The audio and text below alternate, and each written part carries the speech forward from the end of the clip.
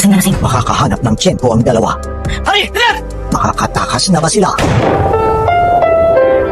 Ang susunod na programa ay rated PG. Ito ay nangangailangan ng patnubay at gabay ng magulang para sa mga batang manonood.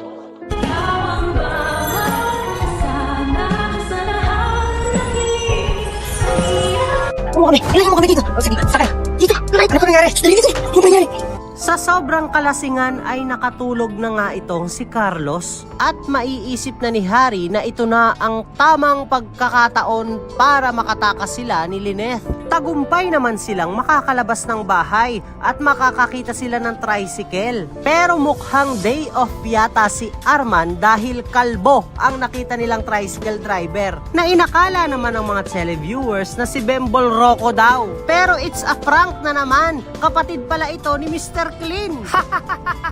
Wale. Pero habang isinasakay nila si Lynette sa tricycle ay mahihilo na naman si Tisay. Hay nako, ano ba yan? Bakit ba sa tuwing isinasakay ng tricycle itong si Lynette ay nahihilo ito? Nakaangat-angat lang sa buhay, ayaw nang sumakay sa tricycle? Hay nako Harry, kasalanan mo ito. Dapat kasi taxi ang tinawag mo.